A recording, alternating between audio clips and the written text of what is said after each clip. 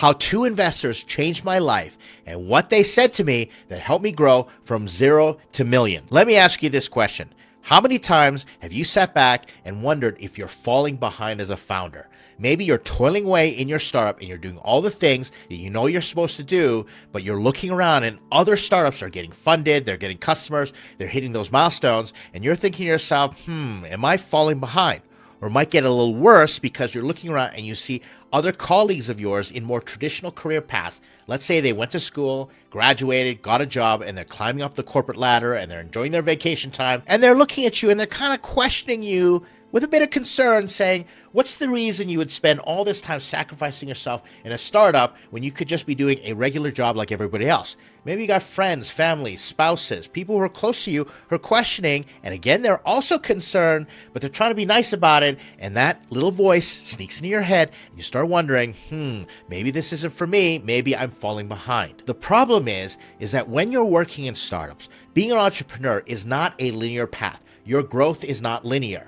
Other careers are conducive to a linear growth path, such as going from A, B, C, D, E, F, G, all the way to the final N, because you graduate, you climb that corporate ladder, all the things that we talked about if you got a more traditional job. But when you're a founder, you're looking at alphabet soup on a daily basis. You don't know if you're coming or going. Are you looking at an A? Are you looking at an O? Are you looking at X, Y, Z? Who knows? And you're just hoping that finally you're going to get to the end of the alphabet and you actually get to enjoy the success that everybody talks about when it comes to being in a startup. Now, let me ask you another question.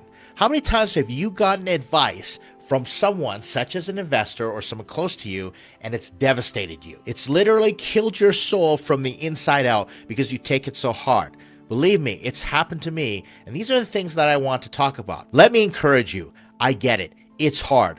I had to learn, I had to become resilient, and you can too. And we're going to talk about that in this video. But before we continue, if we haven't met before, my name is Ed Kang. Welcome to my YouTube channel. I'm a 7-time funded founder with 2 exits. That's just a fancy way of saying I failed a bunch of times, and that's to your benefit because I like to use this YouTube channel and all my videos to help founders avoid some of the catastrophic mistakes that I've made. Not to say you won't make mistakes, but I'm going to try and help you minimize them and reduce the emotional pain, especially with videos like this. Now, if you're returning back to my channel, thank you very much for your support. To everyone, do me a favor. If you like this type of content and you think this is valuable, like, comment, subscribe. I always appreciate the feedback. Let's jump into my story. The first investor that changed my life was angry with me. I remember this very well. This investor was angry with me because we were losing money.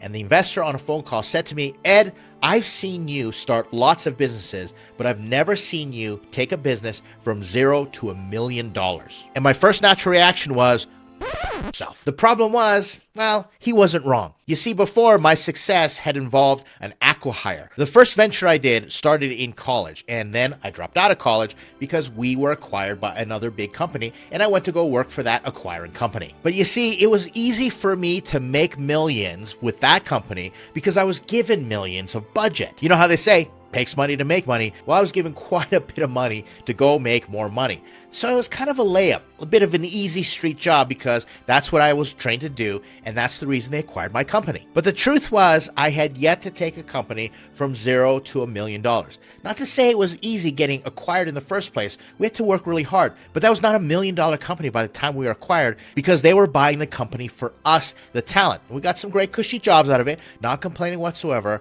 but the reality again was I did not take a business from $0 to millions. So what did I do? Well, I went to another investor and I shared the feedback that I had received from the first investor. And I said to him, I've been accused of being unable to take a company from $0 to $1 million. What do you think about that? What feedback do you have for me? And we talked a little bit, and the investor told me something that would then change my life yet again. He said to me, Ed, the secret is all in the numbers. Every startup, every business venture can be managed from the financials, and that's how you make decisions. You need to take a cold, hard, scientific look at the numbers and make decisions from there. And that's what really hit me because, again, I was confronted by the truth that I did not like confronting the numbers in a business. And the reality was that most businesses are bankrupt. They just don't even know it because if you have more money going out than coming in, Well, it's just a long, prolonged death where you can be in denial up until the very last moment where everybody looks around and says, what happened? Just like the truth bomb that was dropped on me by the first investor, I had to face reality again from the second investor. But I tell you, it changed my life. Because here's what I did. I said, teach me. Show me how to do it. And I went to go work for this investor, and I began learning how to manage businesses, grow them by the numbers. And guess what? Sure enough, under that tutelage, that mentorship, I was able to grow multiple ventures from $0 to $1 million. And then I was able to take a venture from $1 million to over $10 million.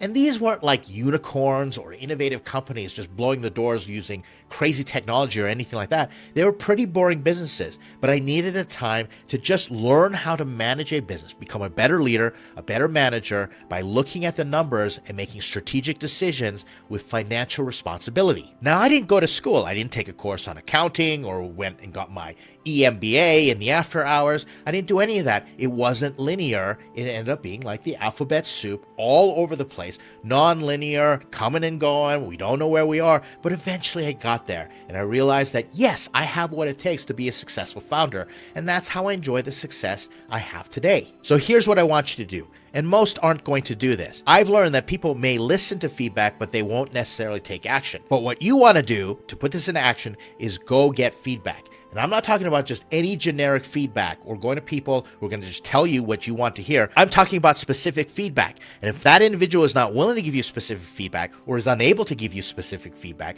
go find somebody who can, because those are the individuals that you want to listen to, especially those with subject matter expertise that you want to have in your own life. Maybe they've achieved a certain level of success that you're striving for. But once you've received that feedback, it's not just about taking action. It's about taking specific action tied to metrics. For example, the feedback that I took, I tied to revenue. If I was truly learning and growing, I would be generating more revenue. It's an easy way to keep score. You want to attach that feedback and the subsequent action to some type of metric that you can measure so you know your progress. Maybe you got feedback on sales and therefore you're going to be closing more calls or opening more doors. Maybe you got feedback in customer service and you're going to measure it by the number of referrals that you receive. Generally, as a founder, we have to wear so many hats. So there's multiple points and multiple metrics that you can use to measure whether you are improving in those areas. And then stay focused. Do not deviate. If you are looking around and you are comparing yourself to other founders and the success they have, you're going to be in lots of trouble because most of the time, contextually, that feedback does not apply to you. Let me give you an example. Let's say you're looking around and you're talking to a founder and they got funded with millions of dollars, all the money that they wanted. And you ask them, when did you get funded? And they say 2021. We're recording this in 2024. The market is completely different. In 2021, the market was so frothy, it was much easier to raise funding. You can't compare yourself to that founder because it's not 2021. It's impossible for you to go back in time and to relive that very moment. It's just not going to happen. Therefore, your context today is different and you must adjust accordingly. So you can't rely on comparing yourself to other people. You have to stay focused to what you can work on. And lastly, give yourself time. Have the self-compassion to say, you know what? This isn't going to happen overnight. It's easy to look at founders and say, oh, look at where they are and I should be there. But more often than not, founders work all their lives to become an overnight success.